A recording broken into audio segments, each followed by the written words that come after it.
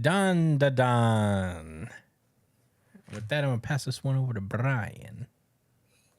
All right, one momentico. The momentico. Okay, so chapter picks up where we left off with Jin getting this new hybrid form uh of him and Evil Eye, and the chapter starts with him kind of sending up double peace signs at Nug Lover. And he starts off by saying, now that I'm like this, I can use the power of Evil Eye and fire the evil gun. And they each points finger guns at him and goes pew pew. And the this guy is kind of just like, don't tell me a human and a yokai have fused. First time. It happens a lot in this series.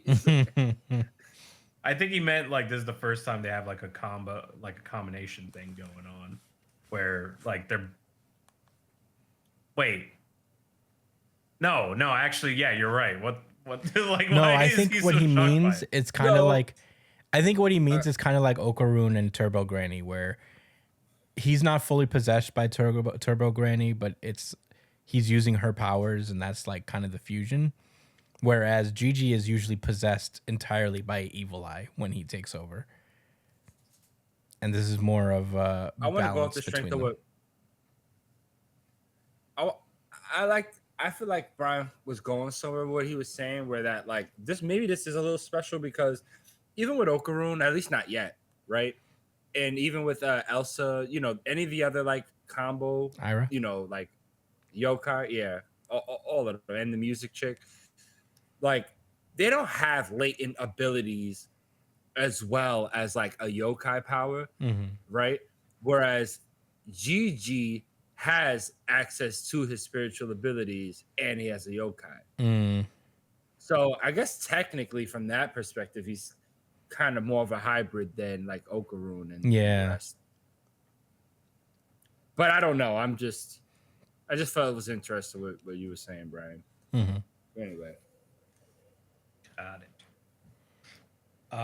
So Gigi goes on to kind of explain what's going on here, and essentially what they're doing is just rapidly switching back and forth, much like a light bulb does when it's on. And he's only doing this technique because it's considered fun to them. And then he goes, now I'm gonna whip your butt big time, as he kind of charges up a blast. But it turns out explaining your whole tactic to your enemy gives them an opportunity to counter you. So the guy's like, oh, so you're just switching back and forth, so nothing's really changed. And then he turns it to smoke and fills Gigi's lungs. And Gigi tries to kind of shoot the smoke around him to try to damage Nug Lover, which fails because not all the smoke around them is Nug Lover. And the only way that he can actually hurt him, like since he's in this hybrid form, the evil gun doesn't really hurt as much as it did before. So he would have to switch into his main form, like his regular human form, in order to use it, which would leave him vulnerable and dying to suffocation.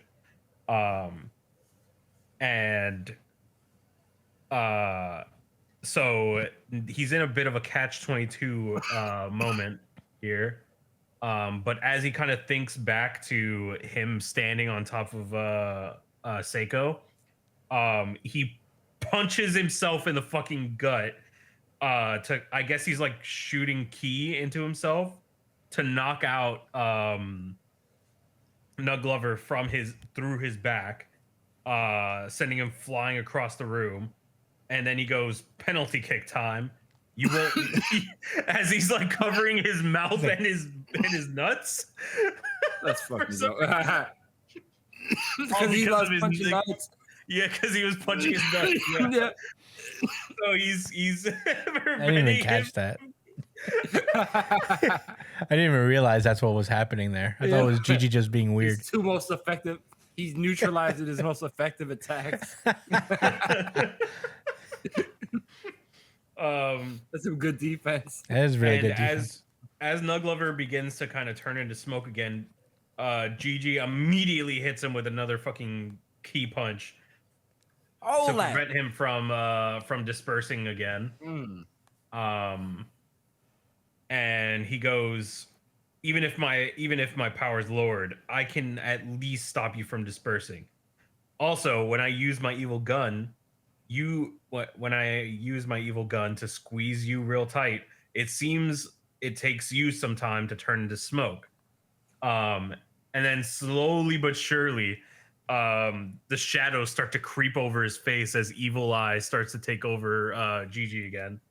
And he goes, the woman you were standing on, Seiko, she said that she was going to make me family. So don't go standing on her like she's nothing. And then he just starts beating the fucking brakes off of this guy. Gomu no. And punches him out of the fucking shrine, sending him flying into a river where he's just like floating there kind of motionlessly.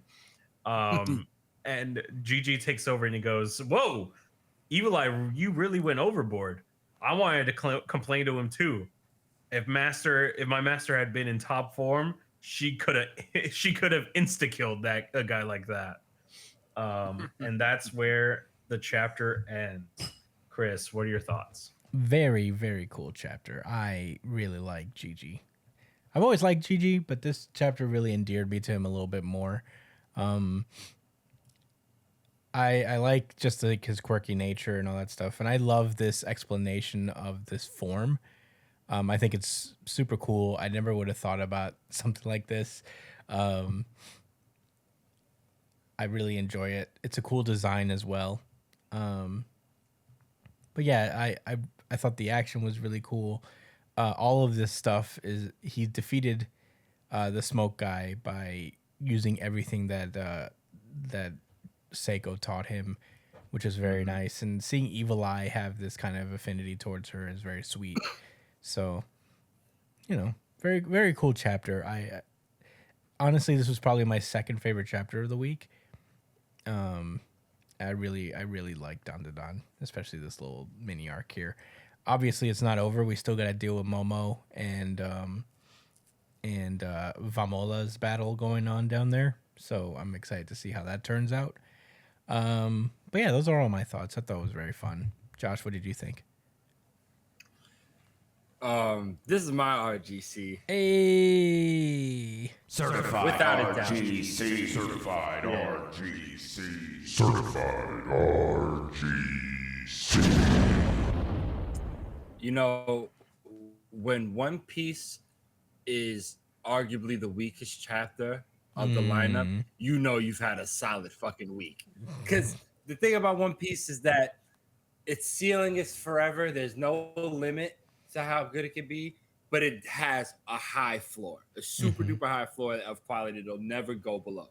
Right. So with that said, man, I love this chapter. I mean, I'm really, really starting to enjoy Dandadan. I want to talk about a couple things outside of this chapter first, right? So I actually started watching the season 2. Ooh, I gotta watch Dandadan, that. the anime.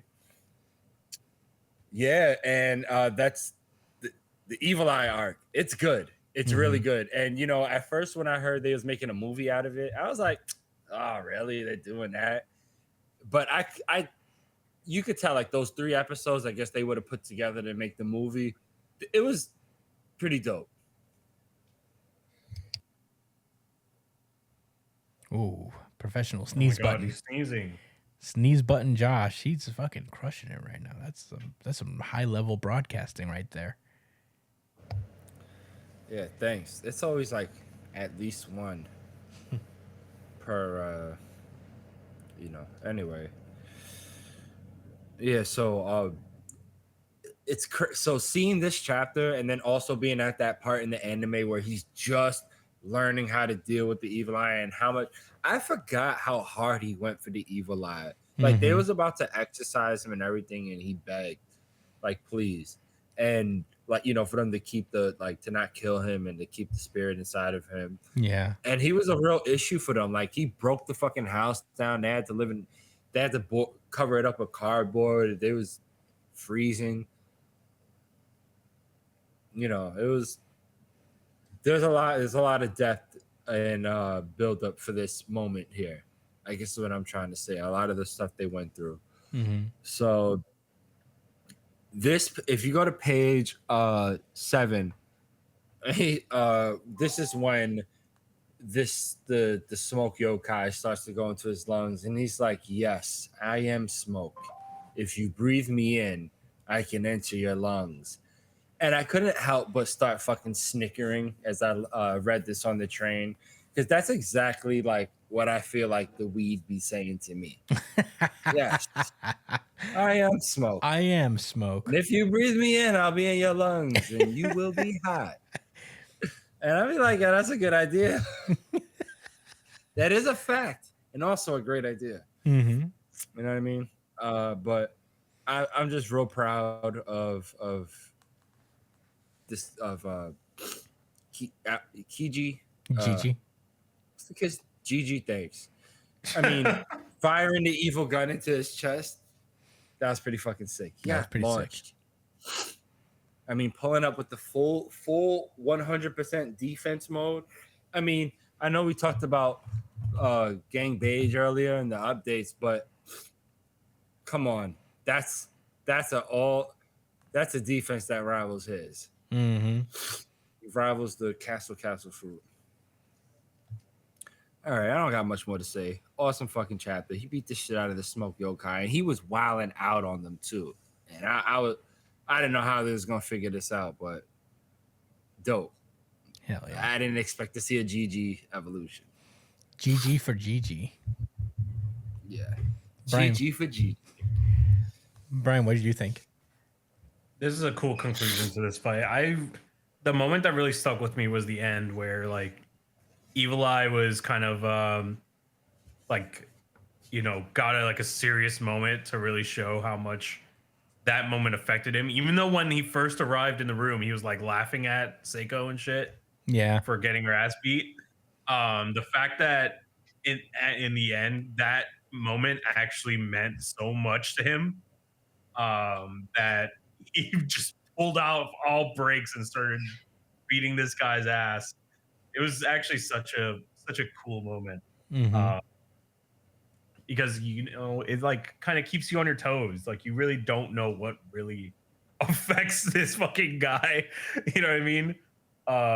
And I didn't know just how deep the bond was between Gigi and Seiko. Because a lot of their practice was like off screen, right? Yeah. So it's good to see like how strong their bond is now and stuff like that. But the action this chapter was awesome. This whole fight was pretty sick. I really like the smoke guy. I hope he gets a redemption arc. The nut puncher. Yeah. The nut knocker. But aside from that, I don't have much else to say. This is a fun chapter. Hell yeah.